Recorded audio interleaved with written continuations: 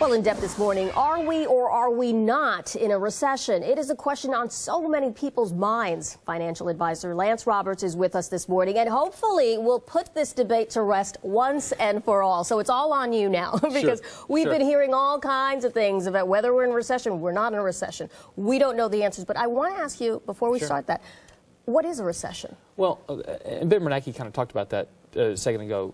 A recession by the Bureau of Economic Analysis is basically 2 quarters where the growth in the gross domestic product, GDP, is negative. Currently, we're somewhere below 1%. We're not in the negative territory yet, but that is the technical term for defining a recession. What feels like a recession may be totally different. But are we in a recession? I talked about back in December and January, I think that the Bureau of Economic Analysis will come out and say that we actually started a recession probably in November. Generally, most of the times that they tell you when a recession started and ended is after the fact. In other words, it was in 2002 when the Bureau of Economic Analysis came out and said the recession actually started and ended in 2001. So it's generally after the fact by the time they have analyzed the data. So the delay, I mean, people are saying that people are trying to delay this because if they say that we're in a recession, it's almost like a self-fulfilling prophecy that we will feel like we're in a recession and we'll stop spending. Well, I think people already feel like we're in a recession in a lot of cases. And I have people call our radio show and talk to us and they say, you know, I haven't changed my lifestyle at all.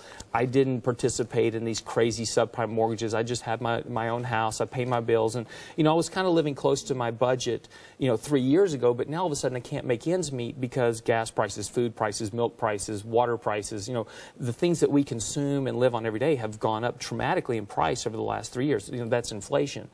And it affects the bottom line. So for a lot of people, it feels like a recession because the money they have to spend is not there anymore.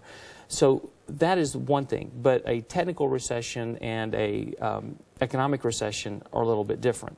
And the standpoint that that is just the gross domestic product that is slowing down. We're consuming less. We're importing more than we're exporting, which is a trade deficit. And all those things lead to a recessionary type environment that we're in. Well, we see the skyrocketing prices. I mean, you know, I'm afraid to fill up my gas tank. You know, I don't want to do it. I won't. I refuse to do it. I only do it halfway. I only put a certain amount of money.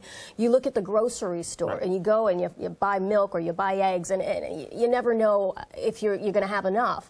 It is just unbelievable, mind-boggling. How do you deal with that? Well, again, this goes back to stuff that we've talked about here, even here many times. Is you know, live on a budget.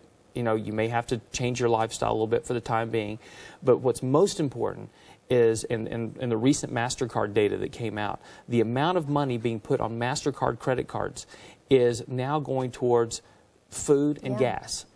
Which is unlike before. Generally, it was discretionary things, TVs, car stereos, whatever.